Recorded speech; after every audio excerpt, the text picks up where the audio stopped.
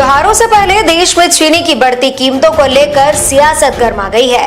कांग्रेस अध्यक्ष मल्लिकार्जुन खड़गे ने चीनी के दाम कम होते स्टॉक और एथेनॉल की नीति को लेकर केंद्र सरकार पर सवाल खड़े किए हैं। अब बीजेपी नेता अमित मालवीय ने खड़गे के आरोपों का आंकड़ों के साथ जवाब दिया है। दरअसल आपको बता दें, खड़गे ने सरकार से सवाल किया कि जब देश में चीनी का स्टॉक करीब 9 साल से सबसे निचले स्तर पर पहुंच गया है और चीनी की कीमतों में तेजी देखने को मिल रही है, तो आखिर इसकी वजह क्या है।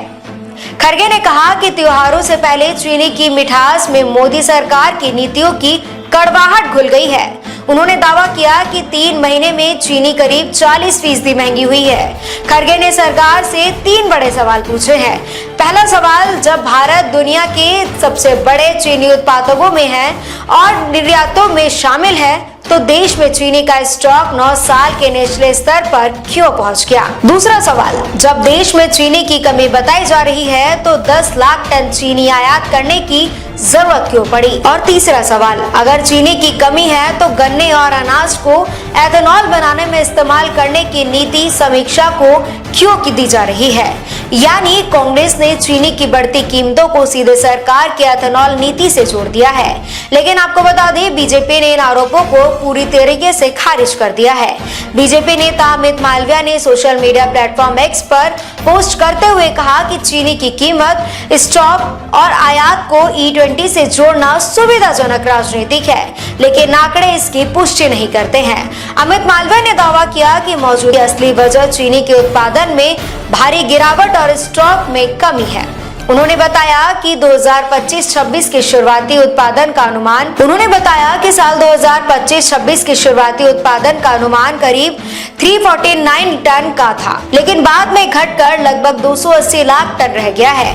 उनके मुताबिक खपत लगभग स्थिर है, लेकिन उत्पादन घटने से क्लोजर स्टोर पर दबाव पड़ गया है। अमित मालवीय का कहना है कि चीनी की घरेलू उत्पादन और कीमतों को संतुलित रखने के लिए आयात का फैसला किया गया है।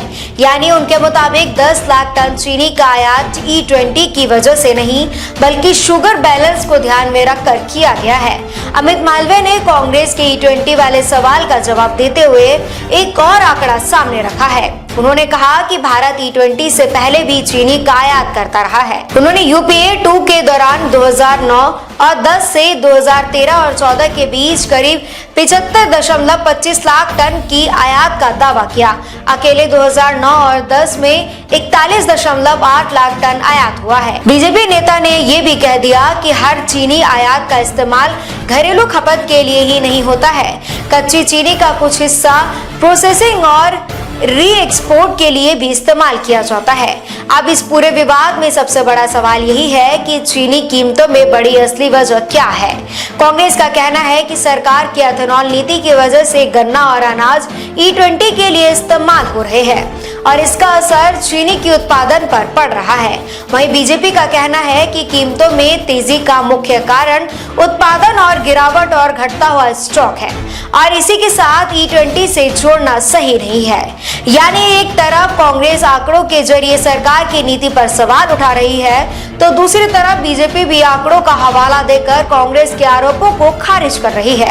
अब त्योहार का सीजन भी करीब है और ऐसे में चीनी की कीमतों पर आम लोगों की नजर बनी हुई है। मिठाई से लेकर घर की रसोई तक चीनी की कीमत में बदलाव सीधे आम आदमी की जेब पर असर डाल सकता है। ऐसे में आने वाले दिनों में सरकार के सामने 2 बड़ी चुनौती होंगी: चीनी की पर्याप्त उपलब्धता बनाए रखना और कीमतों का नियंत्रण में रखना। फिलहाल चीनी के दाम को लेकर कांग्रेस और बीजेपी आमने सामने आ चुकी है।